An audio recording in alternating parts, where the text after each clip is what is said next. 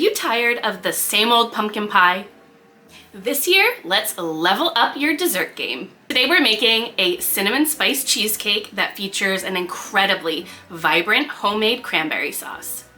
This is the perfect pairing of sweet and tart, and the warm cinnamon flavor just screams cozy holiday.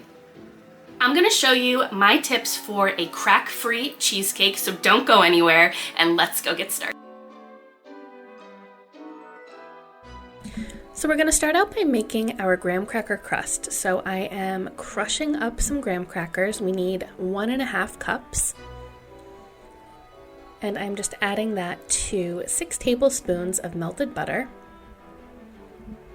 And to that I'm going to add in 2 tablespoons of sugar and 1/2 teaspoon of cinnamon.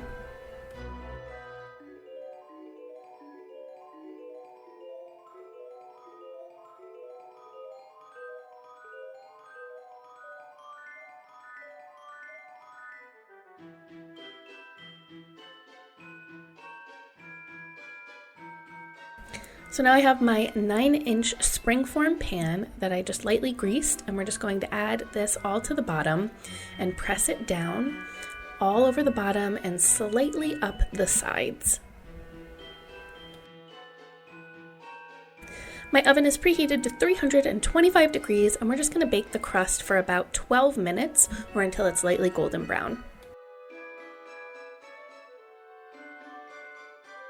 So while that's cooking and cooling, we're going to start on the cheesecake. So I have 4 packages of cream cheese, and to that I'm adding in 1 cup of sour cream, and we're just going to mix that together and try and get it all nice and smooth. And then I'm going to add in 2 cups of sugar. And you want to make sure as you go, you scrape the sides, bottom of the bowl, as well as the paddle, just so you don't get any chunks of random cream cheese in there. We want this nice and smooth.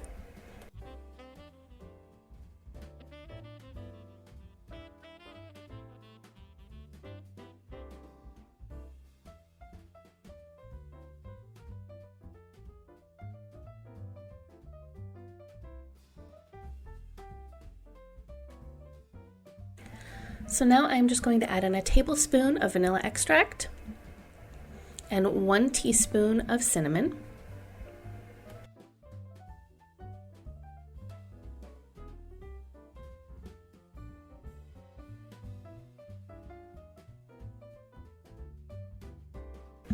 And then I'm going to add in 4 large eggs, 1 at a time.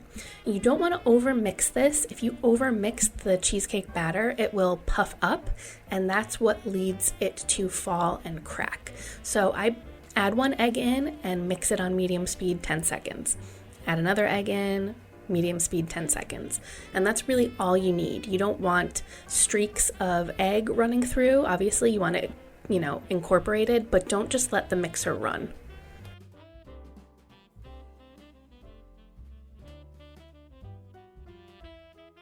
So my other secret for a perfect cheesecake is to cook it in a water bath.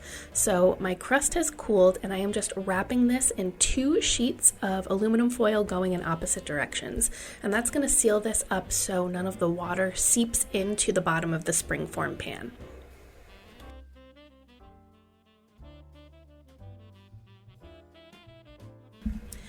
So then I'm just going to add the pan to a larger deep roasting pan, and you want to add about 2 inches of water into the pan. Now, why do a water bath?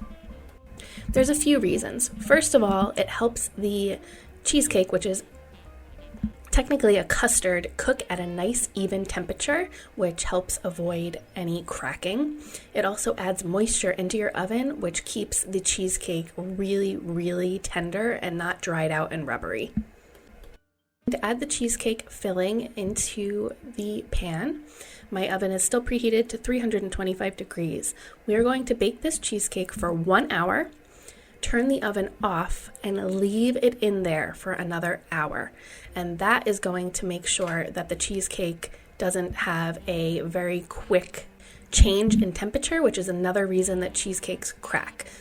So leaving it in the oven allows it to just cool nice and slowly, and being in that warm water bath helps it continue to cook as well. So you end up getting a cake that is perfectly cooked all the way through, super creamy and decadent, not too browned on the outside and jiggly and undercooked on the inside.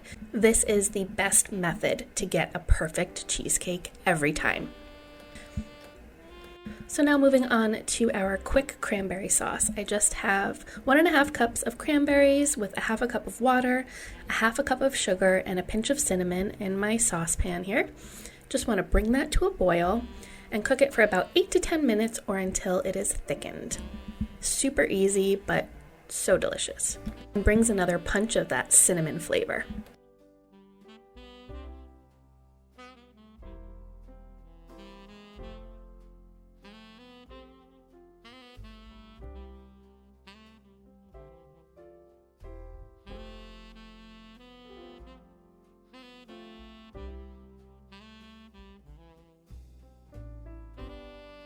So once the cheesecake is out of the oven, we want to cool it for about 1/2 hour on a wire rack, and then I like to move it into my refrigerator uncovered so that you don't get any moisture or steam trapped in there, just for a couple of hours, and then of course wrap it tightly overnight.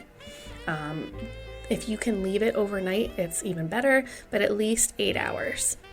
Then we're just going to run the knife along the edge very gently and remove the outside of the pan. And look at that, it is perfectly even, perfectly cooked all the way through, lightly golden brown.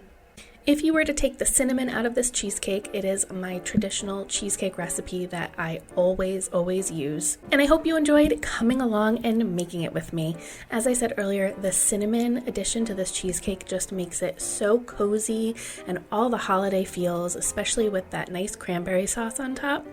I like leaving it off on the side just in case there are people who prefer it without the cranberry. Even on its own, it's just delicious. But I've made this cinnamon cheesecake for Thanksgiving and Christmas before, and it's honestly good any time of year. So if you give it a try or just want to say hi, definitely leave me a comment down below. I love hearing from you guys. Give the video a like if you did enjoy it. Subscribe if you haven't already. I have new videos up every week of quick and easy recipes, holiday recipes, family-friendly recipes, even some Disney-inspired recipes. So definitely stick around if that sounds good to you. The recipe will be on my website, cinderellasapron.com. Thank you so much for watching until the end, and we will